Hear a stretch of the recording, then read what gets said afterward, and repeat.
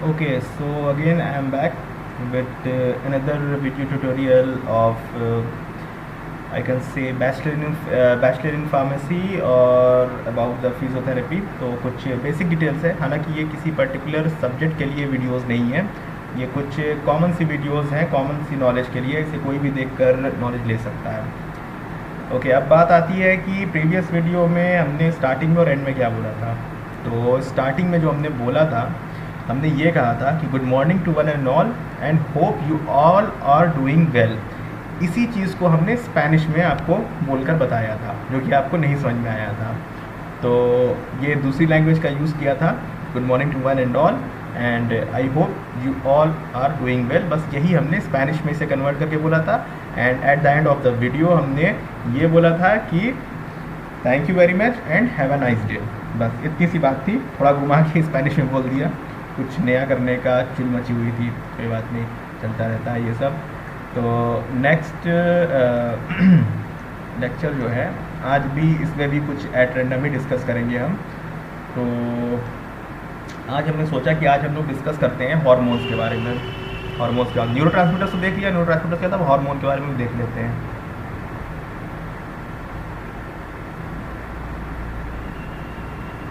Hormones के बारे में, तो हार्मोन्स क्या होते हैं अगर देखा जाए तो हार्मोन्स भी केमिकल सब्सटेंस ही होते हैं, ठीक है।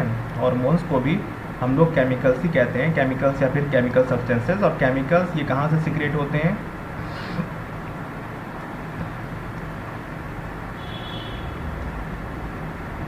Secreted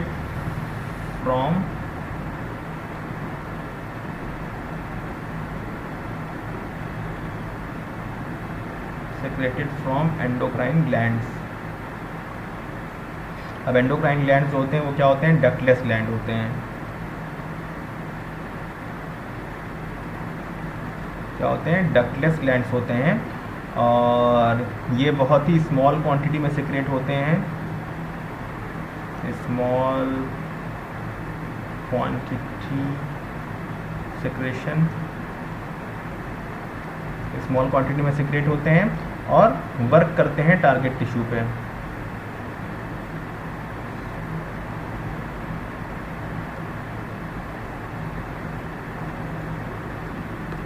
work on target tissue, यानी कि जो हार्मोन्स होते हैं ये हमारे बॉडी के अंदर एंडोक्राइन ग्लैंड्स होते हैं। डिफरेंट तरह के एंडोक्राइन ग्लैंड्स होते हैं हमारे बॉडी के अंदर। जैसे कि अगर हम लोग ब्रेन से स्टार्ट करते हैं तो ब्रेन के अंदर हमारे हाइपोथैलेमस होता है, हाइपोथैलेमस से अटैच पिट्यूटरी ग्लैंड होता है, वहीं पे पीनियल ग्लैंड होता है। और नीचे आते हैं तो गले के अंदर हमको थायराइड ग्लैंड मिलता है, पैराथायराइड ग्लैंड मिलता है। और नीचे आते हैं तो हमको पैनक्रियाज मिलता है। लीवर और पैनक्रियाज भी एंडोक्राइन ग्लैंड की तरह ही ये वर्क करते हैं, मतलब ये दोनों तरह से एक्सोक्राइन और एंडोक्राइन ग्लैंड्स दोनों रोल प्ले करते हैं। उसके अलावा एड्रिनल ग्लैंड्स हो गए और हमारे गोनाड्स वगैरह हो गए, गोनाड्स में टेस्टिस और ओवरीज वगैरह आती हैं। तो ये सारे एंडोक्राइन ग्लैंड्स होते हैं। एंडोक्राइन ग्लैंड्स क्या होते हैं, ये बेसिकली डक्टलेस ग्लैंड होते हैं। डक्टलेस ग्लैंड का मतलब क्या होता है कि इनके अंदर कोई डक्ट नहीं प्रेजेंट होती है। डक इन द सेंस किसी तरह की कोई पाइपलाइन वगैरह नहीं होती है।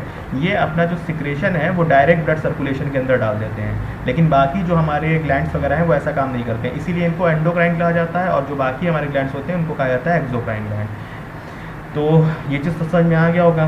तो हमको बेसिकली इसके अंदर डिस्कस करना है एंडोक्राइन ग्लैंड्स के बारे में कि कौन कौन से एंडोक्राइन ग्लैंड्स होते हैं, उनका क्या क्या काम होता है बॉडी के अंदर। तो इसी को स्टार्ट करते हैं। और ओके, तो अब जैसे जो हार्मोन्स हैं, इन हार्मोन्स को हम लोग क्या करते हैं ना, डिफरेंट तरह से हम लोग डिवाइड करते हैं। तो जैसे कि एक होता है ग्रुप 1 हार्मोन और एक होते हैं ग्रुप 2।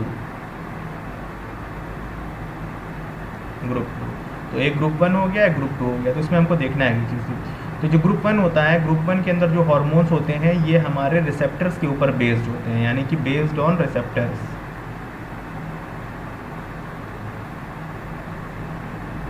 ये क्या होता है, रिसेप्टर्स के ऊपर बेस्ड होते हैं, intracellular receptors.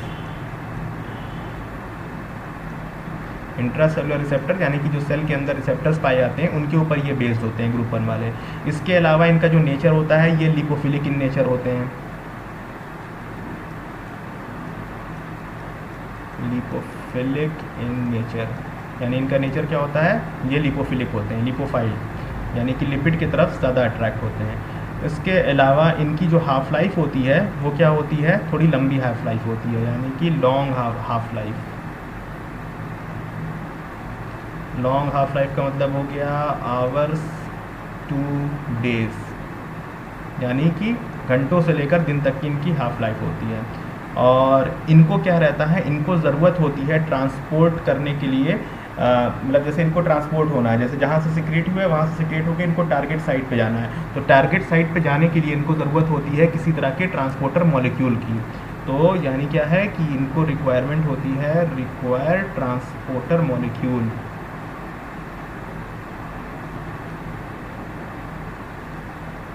Molecule for transportation.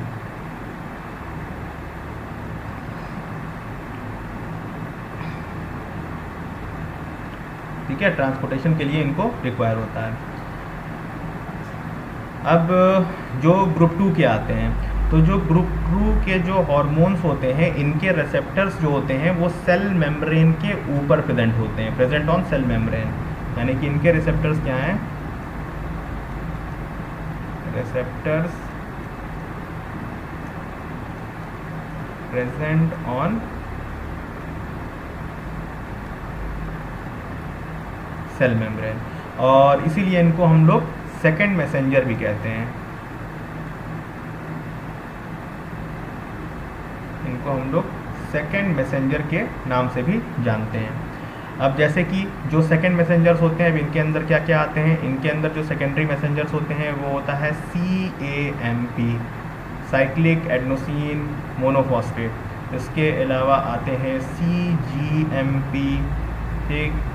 Third आता है आपका कैल्शियम और फॉस्फोइनोसिटॉल, PI कहा जाता है। और इसके अलावा और क्या आता है, इसके अलावा आता है काइनेज आता है और फॉस्फेटेज आता है।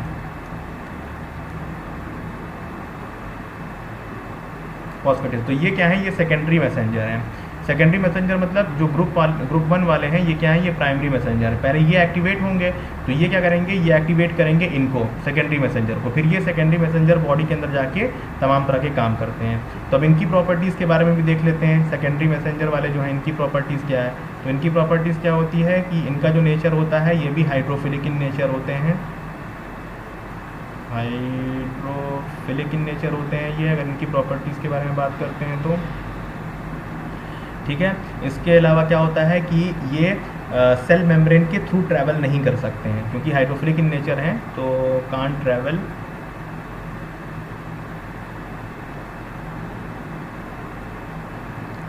अक्रॉस सेल मेम्ब्रेन, ठीक है। सेल मेम्ब्रेन के अक्रॉस ये ट्रांसपोर्ट नहीं कर सकते हैं।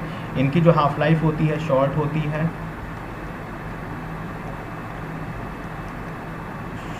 है, हाफ लाइफ, यानी कि मिनट्स में होती है। इसके अलावा क्या होता है कि इनको किसी तरह का कोई ट्रांसपोर्टेशन मॉलिक्यूल नहीं चाहिए रहता है ट्रांसपोर्ट करने के लिए। जैसे कि ग्रुप 1 वालों को इनको क्या था, ट्रांसपोर्टर मॉलिक्यूल चाहिए था एक जगह से दूसरी जगह जाने के लिए, तो ये इनको नहीं ज़रूरत होती है, यानी कि दे डोंट रिक्वायर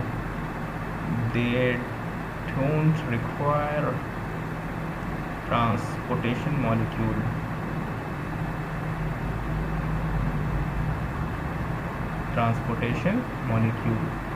इनको ज़रूरत नहीं होती है ट्रांसपोर्टेशन मॉलिक्यूल की। और जैसे हमने बताया था कि ये सेकेंडरी मैसेंजर के थ्रू ही क्या करते हैं, ये एक्ट करते हैं, जो ग्रुप 2 वाले जो होते हैं।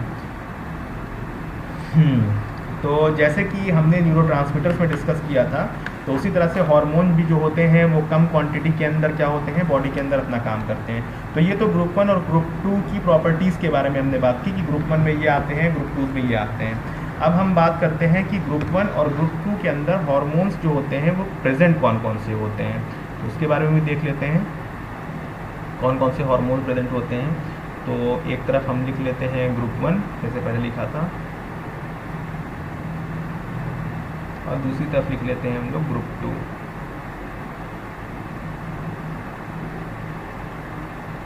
अब इसके अंदर हम लोग देख लेंगे 1 बाय 1 कि कौन कौन से हार्मोन जो होते हैं वो प्रेजेंट होते हैं।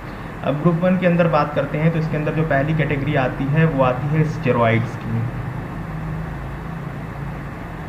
स्टेरॉइड्स की आती है कैटेगरी, यानी कि स्टेरॉइडल हार्मोन जो होते हैं। अब इसमें आता है आपका ग्लूकोकॉर्टिकॉइड्स।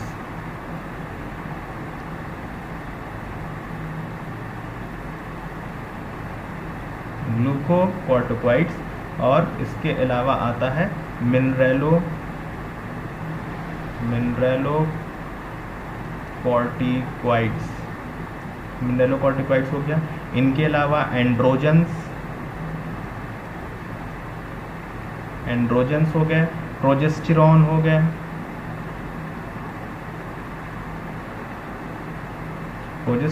गए, ईस्ट्रोजन हो गया, कैल्सिट्रायोल हो गया, ईस्ट्रोजन के अलावा कैल्सिट्रायोल हो गया। इसके अलावा T3 और T4 यानी कि ये थायराइड वाले, इनको हम लोग कहते हैं थायरॉक्सिन या फिर ट्राईआयोडोथायरोनिन या फिर टेट्राआयोडोथायरोनिन।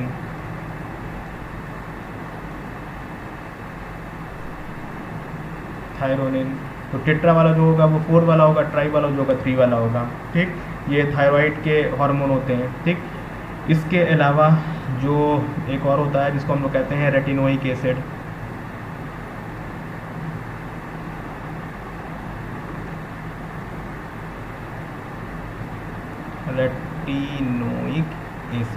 तो ये सारे हार्मोन्स जो हैं ये ग्रुप 1 कैटेगरी के अंदर आते हैं। ठीक है, अब हम बात करते हैं ग्रुप 2 कैटेगरी की। ग्रुप 2 जो होता है, ग्रुप 2 के अंदर कौन कौन से हार्मोन आते हैं? तो ग्रुप 2 के अंदर सबसे पहले जो होता है उसको हम लोग कहते हैं, जैसे हमने बताया था कि इसके अंदर सेकेंडरी मैसेंजर्स होते हैं, तो CAMP। ठीक है, CAMP के कौन रेगुलेट करता है? एड्रेनलिन। पहला हार्मोन जो है एड्रेनलिन। ठीक है, दूसरा हार्मोन जो है वो आपका हो गया ग्लूकागॉन। ठीक है, ग्लूकागॉन हो गया। थर्ड हो गया आपका FSH का फुल फॉर्म होता है फॉलिकुलर स्टिमुलेटिंग हार्मोन। ठीक है, फोर्थ आता है आपका LH का फुल फॉर्म होता है ल्यूटेनाइजिंग हार्मोन। यहाँ लिख देते हैं फॉलिकुलर स्टिमुलेटिंग हार्मोन।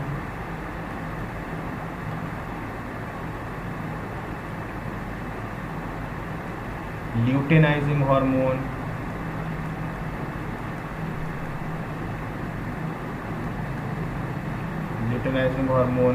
फिर आता है इसके अंदर MSH melanocyte stimulating hormone.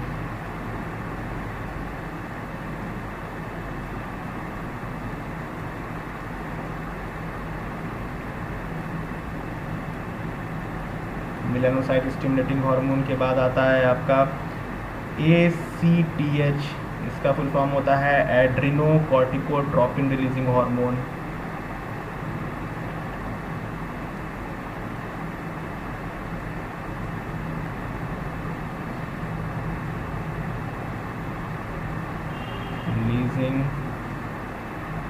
एड्रीनोकॉर्टिकोट्रोपिन releasing hormone हो गया।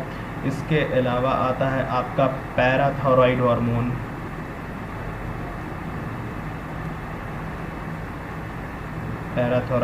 पैराथायरॉइड के अंदर आपका कैल्सिटोनिन और सोमैटोस्टैटिन।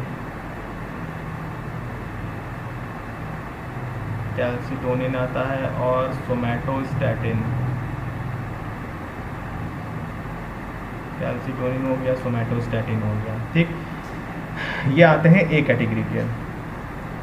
अब देखते हैं कि ग्रुप 2 के अंदर ही B कैटेगरी के अंदर कौन कौन से आते हैं।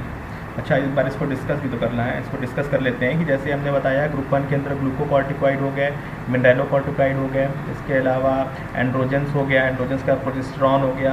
अब जैसा वो पता होगा एंड्रोजेंस हो गया, एंड्रोजेंस जो होते हैं वो हमारे गोनैड से रिलेटेड होते हैं, जो मेल सेक्सुअल कैरेक्टर के लिए रिस्पॉन्सिबल होते हैं। प्रोजेस्टेरॉन हो गया, एस्ट्रोजन होता है, ये जो होता है ये फीमेल के हार्मोन होते हैं, प्रेगनेंसी के वक्त इनका काम होता है, और ये मेमरी ग्लैंड्स के मैचुरेशन के अंदर हेल्प करते हैं। ओवरीज जो होती है उसको मैच्योर करते हैं, प्रोजेस्टेरॉन और एस्ट्रोजन वगैरह। कैल्सिट्रायोल जो होता है ये एक तरह से कैल्शियम से लिंक होता है, बॉडी में कैल्शियम की कंसनट्रेशन वगैरह को बढ़ाता है। T3 और T4 जो होते हैं ये हमारे थायराइड हार्मोन होते हैं, जो कि हमारे थायराइड ग्लैंड से निकलते हैं बाहर। अगर इनकी कमी हो जाती है बॉडी के अंदर तो गोइटर नाम की प्रॉब्लम होती है वो। बाकी रेटिनोइक एसिड हो गया। इसी तरह से ग्रुप सेकंड जो सेकेंडरी मैसेंजर के थ्रू ऐड करते हैं उसमें एड्रेनलिन आता है। एड्रेनलिन भी इमरजेंसी हार्मोन होता है। ग्लूकागॉन आता है। ग्लूकागॉन क्या होता है कि जैसे कि हमारे पैनक्रियाज होते हैं, पैनक्रियाज के अंदर 3 तरह के सेल्स प्रेजेंट होते हैं। एक होता है अल्फा सेल्स, एक होता है बीटा सेल्स, एक होता है डेल्टा सेल्स। अल्फा सेल्स जो होता है वो ग्लूकागॉन को प्रोड्यूस करता है। बीटा सेल्स जो होते हैं वो इंसुलिन को प्रोड्यूस करते हैं। और जो डेल्टा सेल्स है वो सोमैटोस्टैटिन को प्रोड्यूस करता है। तो ये बेसिकली क्या करते हैं, ये ग्लूकोज को काउंट्रैक्ट करने का काम करते हैं। एफएसएच होता है फॉलिकुलर स्टिमुलेटिंग हार्मोन। ये क्या करता है कि फीमेल्स के अंदर जो फीमेल का जो रिप्रोडक्टिव ऑर्गन होता है उसके अंदर क्या होते हैं, ग्राफिन फॉलिक्यूल्स होते हैं। उन फॉलिक्यूल्स को क्या करता है, उसी फॉलिक्यूल्स के अंदर क्या होते हैं कि कोई फीमेल जो होती है वो एग प्रोड्यूस करती है, यानी कि ओवा का प्रोडक्शन करती है। तो उसको ये मैच्योर करने का काम यानी कि स्टिमुलेट करने का काम करते हैं उस पर्टिकुलर फैलोपियन ट्यूब को। ल्यूटिनाइजिंग हार्मोन जिसको एलएच कहा जाता है, ये कॉर्पस ल्यूटियम के लिए बहुत रिस्पॉन्सिबल होता है, जो कि फीमेल के अंदर एक मेंस्ट्रुएशन साइकिल चलती है। तो उसमें आफ्टर 14 to 15 डेज जब एक फीमेल क्या करती है, एग को दे देती है, यानी कि जब मेंस्ट्रुएशन साइकिल जो होती है वो स्टार्ट होती है तो फ्रॉम फर्स्ट डे से लेकर 15 डेज तक क्या होता है, जो ओवरी होती है वो अपने आप को प्रिपेयर करती है एग सेल को निकालने के लिए। और ऑलमोस्ट एट लास्ट 15 डेज के बाद क्या होता है कि जो एग सेल्स होते हैं वो निकल जाते हैं। तो अगर एग सेल्स निकल गए तो उसके बाद फिर वो दूसरी साइकिल में चले जाते हैं जहाँ पे कॉर्पस ल्यूटियम होता है, कॉर्पस एल्बिकेंस का फॉर्मेशन होता है। और उसके बाद अगर उस दौरान फीमेल की बॉडी के अंदर कोई मेल स्पर्म जो है वो नहीं आता है तो वो आफ्टर 28 डेज की साइकिल में वो जो कॉर्पस ल्यूटियम या फिर कॉर्पस एल्बिकेंस के हैं जिसका फॉर्मेशन होता है वो क्या होता है, वो ब्रेक करके फीमेल के रिप्रोडक्टिव ट्रैक से बाहर आ जाता है in the form of menses यानी कि मेंस्ट्रुएशन साइकिल। तो ये ल्यूटिनाइजिंग हार्मोन उससे रिलेटेड है। बाकी एमएसएच हो गया। एमएसएच आपका मेलेनोसाइट स्टिमुलेटिंग हार्मोन है, ये हमारे स्किन के अंदर जो मेलानिन पिगमेंट होता है उसके लिए रिस्पॉन्सिबल होता है। एसीटीएच एडिनोकॉर्टिकोट्रोपिन रिलीजिंग हार्मोन जो होता है ये हमारे बॉडी के अंदर ऑस्मो रेगुलेशन के लिए रिस्पॉन्सिबल होता है। बाकी पैराथोराइड हार्मोन यानी कि जो हमारे पैराथोराइड ग्लैंड के अंदर से निकलता है, कैल्सिटोनिन, और एक होता है सोमैटोस्टैटिन। नेक्स्ट अब बी ए के बारे में देखा, अब बी में भी देख लेते हैं कि बी में क्या क्या होता है। तो अब बी के अंदर आता है आपका CGMP,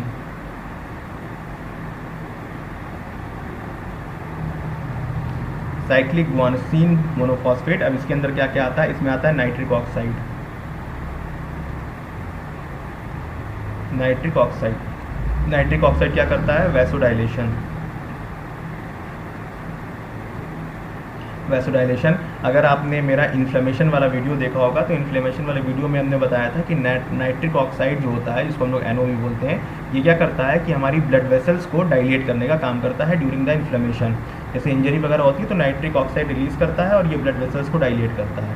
तो ये हो गया। इसके अलावा आता है ANF। ANF का फुल फॉर्म होता है एर्टिरियल नाट्रियूरेटिक फैक्टर।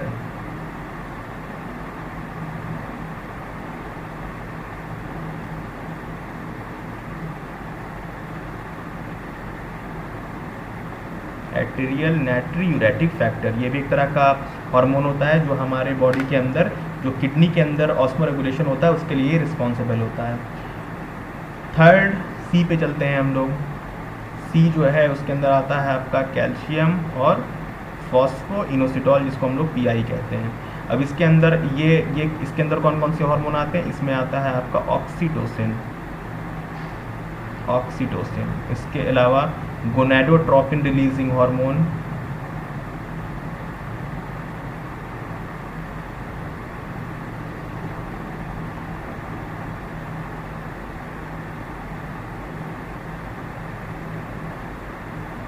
गोनाडोट्रोपिन रिलीजिंग हार्मोन हो गया। गैस्ट्रिन हो गया।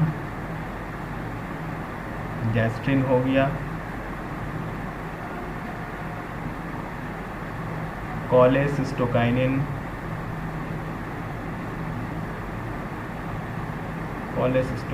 हो गया। और उसके अलावा PDGF। प्लेटलेट, इसको कहते हैं प्लेटलेट डिराइव ग्रोथ फैक्टर। तो ये सारे जो होते हैं ये कैल्शियम और फॉस्फोइनोसिटॉल के थ्रू जो है हमारी बॉडी के अंदर ये काम करते हैं। और इसके अलावा फिर आते हैं हम लोग डी पर, डी भी देख ही रहते हैं। डी के अंदर आता है आपका काइनेज और phosphatase.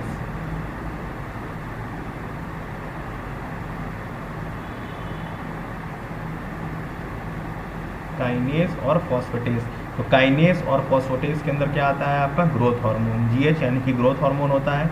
Epidermal growth factor, epidermal growth factor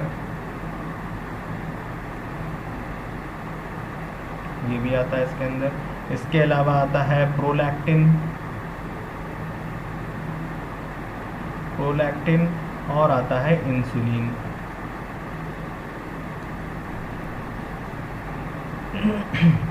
insulin, तो ये हार्मोन आते हैं। अब जैसे हमने बताया कि ऑक्सीटोसिन होता है, ये भी एक तरह से फीमेल के अंदर क्या होता है ना कि ऑक्सीटोसिन और जो एक होता है ऑक्सीटोसिन और एक होता है वैसोप्रेसिन, ये दोनों हार्मोन क्या करते हैं कि फीमेल के अंदर जब प्रेगनेंसी होती है तो प्रेगनेंसी के वक्त कहा जाता है कि फीमेल के प्रेगनेंसी की वक्त की जो पेन होती है वो वर्ल्ड सेकंड नंबर की सबसे दर्दनाक पेन होती है। पहली दर्दनाक पेन होती है किसी जिंदा आदमी को जलाने की। अगर आपको ज़िंदा जला दिया जाएगा यानी आपके बॉडी के अंदर जो प्रोटीन है जब वो बर्न करेंगे तो आपको बहुत ज़्यादा पेन होगी। तो दुनिया की सबसे एडवर्स पेन जो होती है वो माना जाता है कि किसी ज़िंदा आदमी को जला दिया जाए तो पेन हो। और जो दूसरी सीवियर पेन होती है उसको कहा जाता है कि मदर ड्यूरिंग अ डिलीवरी, यानी कि अगर कोई प्रेग्नेंट मदर है और उसको डिलीवरी हो रही है तो उस वक्त की जो पेन होती है वो बहुत दर्दनाक होती है। तो उस वक्त क्या होता है ऑक्सीटोसिन का रोल होता है, ऑक्सीटोसिन और वैसोप्रेसिन जो होता है इनका रोल होता है। तो होता क्या है ये बॉडी के अंदर कि जैसे जिस वक्त एक के फीमेल जो है वो प्रेग्नेंट है और उसको बेबी होने वाला है तो ये ऑक्सीटोसिन और जो वैसोप्रेसिन होते हैं ये अपना काम करते हैं। ये क्या करते हैं यूट्रस की जो वॉल होती है, यूट्रस की जो वॉल होती है उसे ये बहुत ज़्यादा एक्सपैंड करते हैं, मतलब एक्सपैंड करते हैं, इलास्टिसिटी बढ़ा देते हैं ताकि बॉम्ब में से जो बेबी को बाहर निकलना है वो आराम से निकल जाए। अब आप ज़रा सोच के देखो कि अगर बाई चांस अगर एक नॉर्मल फीमेल की बॉडी ऐसी रहेगी और उसी के अंदर एकदम उसी स्पेस में उसी साइज़ के अंदर अगर कोई बेबी जो हो रहा है उसकी डिलीवरी होती है तो उसको कितनी पेन उठानी पड़ेगी। इसलिए ऑक्सीटोसिन और वैसोप्रेसिन वगैरह जो होते हैं ये क्या करते हैं, बेसिकली वैसोप्रेसिन नहीं ऑक्सीटोसिन ही का काम रहता है। ये क्या करते हैं कि यूट्रस की जो लाइनिंग होती है वहाँ पर क्या है कि रिलैक्सेशन करते हैं, मतलब उसको एक्सपैंड करते हैं ताकि बेबी आराम से निकल जाए। बाकी गोनाडोट्रोपिन रिलीजिंग हार्मोन ये हमारे गोनाड से वो रेफर करते हैं कि जैसे कि मेल के अंदर हमारे टेस्टिस होता है और फीमेल के अंदर ओवरीज होती है। तो टेस्टिस के अंदर से बेसिकली टेस्टोस्टेरोन नाम का हार्मोन निकलता है जो कि मेल कैरेक्टर के लिए रिस्पॉन्सिबल होता है, और ओवरीज से एस्ट्रोजन और प्रोजेस्टेरॉन हार्मोन निकलता है जो कि फीमेल कैरेक्टर के लिए रिस्पॉन्सिबल होता है। इसी तरह से गैस्ट्रिंग हो गया, कोलेसिस्टोकाइनिन हो गया और प्लेटलेट डिराइव ग्रोथ फैक्टर हो गया, ये भी सारे जो हैं बॉडी के अंदर काम करते हैं। इस तरह से काइनेज और फॉस्फेटेज के अंदर हमारे ग्रोथ हार्मोन आते हैं। ग्रोथ हार्मोन भी हमारे जो मेजर हार्मोन्स होते हैं वो हमारे बॉडी में हमारा जो हाइपोथैलेमस होता है इस हाइपोथैलेमस से हार्मोन निकलता है। होता क्या है कि अगर हम लोग हाइपोथैलेमस को देखेंगे जैसे कि हमारा ब्रेन है, सपोज कि ये क्या है, ये एक ह्यूमन ब्रेन है सपोज। अब ह्यूमन ब्रेन में इस जगह पे क्या होता है, सपोज करिए क्या प्रेजेंट है आपका हाइपोथैलेमस, और यहीं पे क्या होता है एक छोटा सा पीनियल ग्लैंड होता है। तो ये जो हाइपोथैलेमस ग्लैंड है ना ये इसकी जो साइज़ है जितना बड़ा हमने इसमें बनाया है, ये जितना बड़ा है ना बस इतनी ही बड़ा होता है इसका साइज़। लेकिन इसको अगर हम लोग थोड़ा सा अगर वो करके देखते हैं तो ये इस तरह से दिखाई देता है। अगर थोड़ा सा इसको जूम करके देखें तो ये ऐसे होता है। ये हो गया हाइपोथैलेमस, और इस हाइपोथैलेमस से यहाँ पे अटैच होता है पिट्यूटरी, ये ऐसे होता है इस तरह से पिट्यूटरी। अब ये जो है इसी को हम बना रहे हैं, ये जो छोटा सा है इसको बड़ा करके दिखा रहे हैं। तो ये क्या है, ये है हाइपोथैलेमस, और ये जो है ये है पिट्यूटरी ग्लैंड।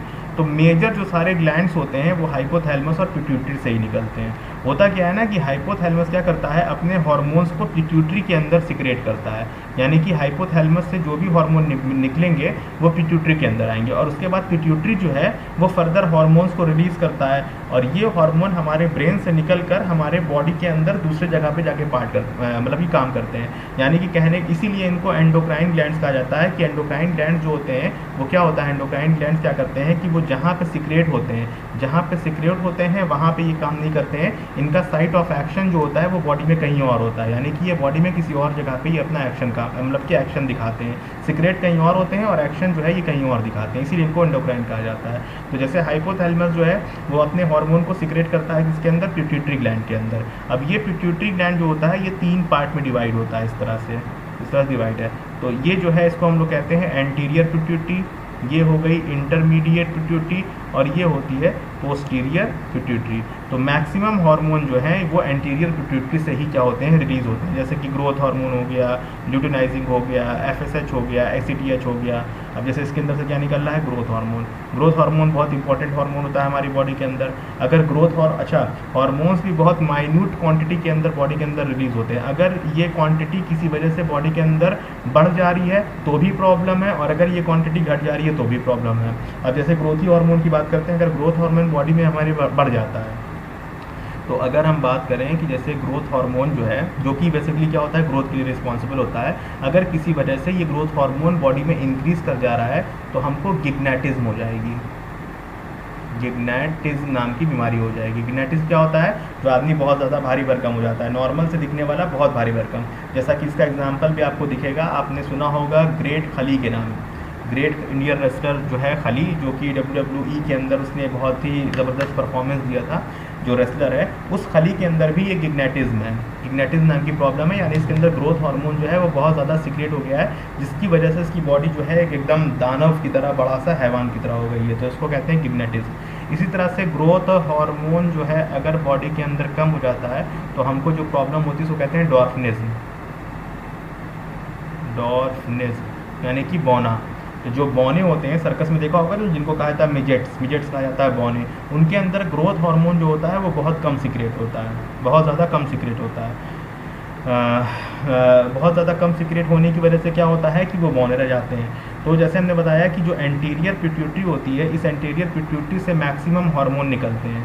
उसके बाद आता है इंटरमीडिएट पिट्यूटरी से आई थिंक एक ही हार्मोन निकलता है, जिसको हम लोग कहते हैं मिलेनोसाइट स्टिमुलेटिंग हार्मोन, ठीक है। उसके अलावा पिट्यूटरी जो पोस्टीरियर होता है, पोस्टीरियर पिट्यूटरी से हमको लगता है कि 2 हार्मोन निकलते हैं, एक हमको लगता है ऑक्सीटोसिन और दूसरा जो है ये वैसोप्रेसिन निकलता है, यानी मैक्सिमम हार्मोन कहाँ से निकल रहे हैं, एंटीरियर पिट्यूटरी से।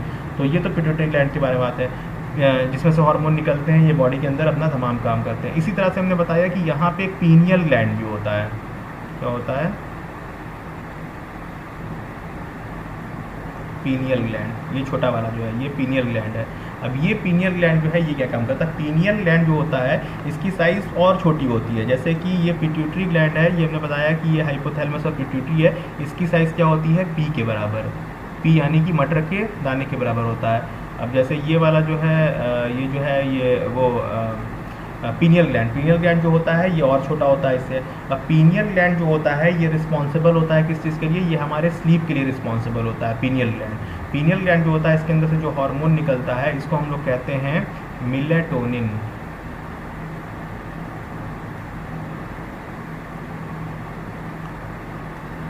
ठीक है, इसको क्या बोलते हैं हम लोग, मेलेटोनिन हार्मोन। अब ये मेलेटोनिन हार्मोन क्या होता है कि ये डार्क में ही, अगर हमारे मतलब हमारे चारों तरफ क्या होगा, डार्कनेस होगी, इसी डार्कनेस के अंदर मेलेटोनिन का कंसंट्रेशन हमारे बॉडी में इंक्रीज करता है, यानी कि ये सिक्रीट होना स्टार्ट होता है। इसीलिए रिकमेंड किया जाता है कि जब भी आप रात में सोइए, ठीक है, जब भी आप रात में सोइए तो अपने सारे रूम्स की जो लाइट्स वगैरह हैं उनको आप ऑफ़ कर दीजिए, पूरी तरह से स्विच ऑफ कर दीजिए, कोई भी लाइट नहीं जलनी चाहिए, क्योंकि जब लाइट जलेगी तो ये जो हार्मोन है मेलेटोनिन ये सिक्रेट नहीं हो पाएगा। जब ये सिक्रेट ही नहीं हो पाएगा तो आपको अच्छी नींद नहीं आएगी पर अच्छी नींद नहीं आएगी। तो अगर आपको बेटर नींद चाहिए तो आप क्या करिए ना कि अपने रूम की सारी लाइट को बंद कर दीजिए सोने से कुछ देर पहले। जैसे आप अब बेड पर आ गए, आप सोना है तो लाइट जो है वो ऑफ़ कर दीजिए, एकदम डिम कर दीजिए, ताकि ये हार्मोन आपकी बॉडी के अंदर क्या करे, सिक्रेट करना स्टार्ट हो जाए। और जैसे जैसे ये सिक्रेट करेगा, अच्छे क्वांटिटी में सिक्रेट करेगा, आपको नींद एकदम मस्त आएगी। दूसरी चीज़ ये कि क्यों चाय कॉफ़ी पीने से नींद जो है वो गायब हो जाती है। तो चाय और कॉफ़ी जो होती है, चाय कॉफ़ी के अंदर क्या होता है कि इसके अंदर कैफ़ीन हो गया, या फिर अगर कोई स्मोकिंग वगैरह कर रहा है तो उसके अंदर निकोटीन वगैरह होता है। तो कैफ़ीन हो गया, थियाबीन हो गया, निकोटीन हो गया, ये सारे क्या करते हैं कि ये इस मेलाटोनिन हार्मोन को इनहिबिट कर देते हैं। ठीक है, टी कॉफ़ी वगैरह क्या करते हैं, इस मेलाटोनिन हार्मोन को ये इनहिबिट करने का काम करते हैं। इनहिबिट यानी कि क्या करेंगे, इसको रोक देंगे, सप्रेस कर देंगे। जब सप्रेस कर देंगे, जब मेलाटोनिन हार्मोन बॉडी के अंदर सीक्रेट ही नहीं होगा, तो जाहिर सी बात है फिर आपको नींद नहीं सही से आएगी। तो ये कुछ बेसिक डिटेल्स थी कुछ हार्मोन्स के बारे में, जो कि ज़्यादा हमने डिटेल में इसके बारे में नहीं डिस्कस किया, बस एक ओवरव्यू दिया जानने के लिए कि हाँ ये हार्मोन होते हैं। जो भी अभी तक की इस तरह की जो एट रैंडम वीडियोस आपको देखने को मिल जाएंगी, उसमें हम ज़्यादा डिस्कस नहीं कर रहे हैं चीज़ों को, बस हम एक ओवरव्यू दे रहे हैं, ताकि अगर जो इनके बारे में पढ़ाई कर रहा है वो अगर पढ़े तो वो तो समझ जाएगा, लेकिन अगर कोई कॉमन आदमी भी इनको अगर इस वीडियो को देखता है तो उसे भी समझ में आएगा कि अच्छा कहानी क्या चल रही है हमारी बॉडी के अंदर। तो ये चीज़ें हैं। तो जैसे हमने बताया कि जो पीनियल ग्लैंड होता है वो मेलाटोनिन को सिक्रेट करता है, और ये मेलाटोनिन हमारे बॉडी के अंदर स्लीप इंड्यूस करने का काम करता है, यानी बढ़िया नींद के लिए। यानी कि अगर आपको अच्छी नींद लेनी है तो अपने रूम की लाइट वगैरह बुझा के तब फिर आप सोइए, तो आपको नींद जो है बढ़िया आएगी, अच्छी आएगी। और टी कॉफ़ी रात में तो पीना ही नहीं चाहिए। अगर आप रात में कॉफ़ी या टी ले लेते हैं तो फिर आपको नींद जो है वो नहीं आएगी, क्योंकि आपका मेलाटोनिन हार्मोन जो है वो इनहिबिट कर जाएगा, और फिर वो आपके अंदर नींद को इंड्यूस नहीं करेगा। ओके, तो hope you all like this video. अच्छी लगी होगी सबको, कुछ एक कॉमन सी इन्फॉर्मेशन आपको मिली। And thank you very much, and stay tune for another video. Thank you very much.